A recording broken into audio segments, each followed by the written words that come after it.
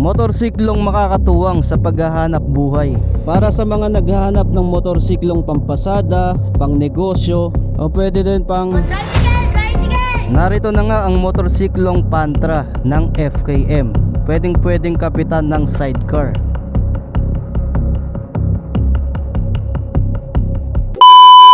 Hello everyone, ako nga pala si Cambanatics at tulad nyo, napakahilig ko rin sa motorsiklo. Kaya kung gusto nyo ng mga ganitong contents, ay like and follow nyo na ang aking mga social media pages. And I will be your guide para mahanap nyo ang motorsiklo na para sa inyo. Ito na ang makakatuwang mo sa negosyo. Itong Agimat 175.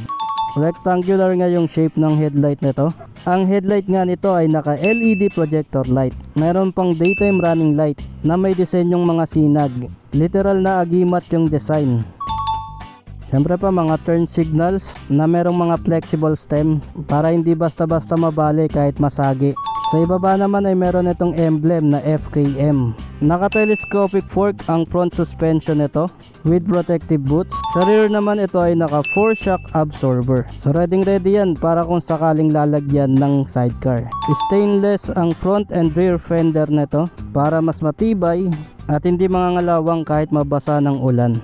Siyempre pa naka-spoke wheels din itong Agimat 175. Pareha 17 inches ang gulong sa harap at likod. Ang tire size nito sa unahan ay 2.5 by 17 at sa likuran naman ay 3.0 by 17.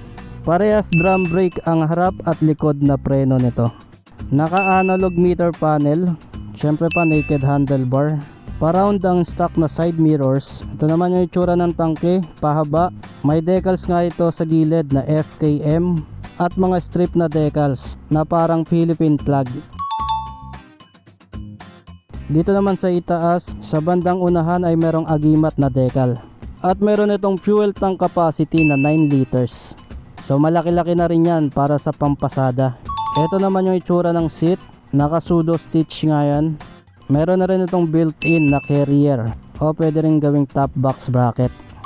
So depende na lang kung anong pwedeng ikabit dyan. Pwedeng mga box ng Lalamove, Foodpanda, Grab, o kaya kung gagawin itong tricycle ay pwede ring upuan ng pasahero. 77.5 cm ang seat height nito.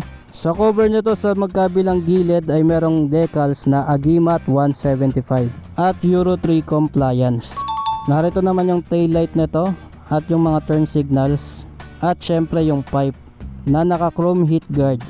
Para naman sa dimensions nitong FKM Agimat 175, meron itong length na 215 cm, width na 72 cm, at height na 108.5 cm. Wheelbase na 125.5 cm. Ground clearance na 25 cm. At ang curb weight na 125 kg. Para naman sa specs ng engine nito, ito ay naka single cylinder, 2 valves, air cooled ang cooling system, may 175cc na displacement.